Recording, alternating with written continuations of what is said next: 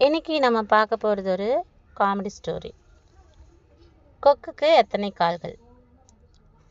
ஒரு வீட்டில் வீட்டு உரிமையாளரும் அவருக்கு துணையாக ஒரு சமையல்காரரும் இருந்தனர்.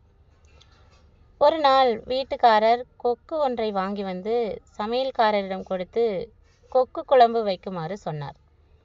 சமையல்காரர் குழம்பு வைத்ததும் குழம்பையும் சிறு அளவு கறியையும் சுவை பார்க்கலாம் என்று கால் துண்டு ஒன்றை முழுவதும் சாப்பிட்டு விட்டார்.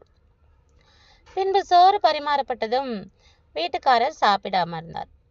சமையல்காரர் முதலாளிக்கு பிடித்த கொக்கின் காலில் ஒரு துண்டை முதலில் எடுத்து வைத்தார். இன்னொரு கால் துண்டையும் வை என்றார் முதலாளி.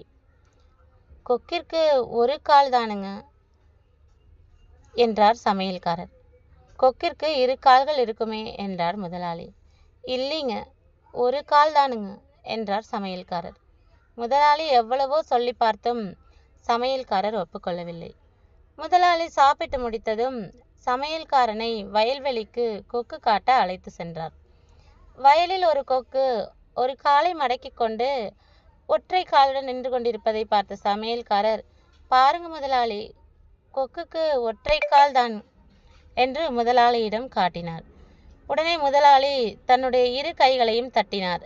சப்தம் கேட்டதும் கொக்கு தனது 2 கால்களையும் மடக்கி கொண்டு பறக்க ஆரம்பித்தது. பார், கொக்கிற்கு 2 கால்கள் என்று சமையல்காரனிடம் காட்டினார் முதலாளி.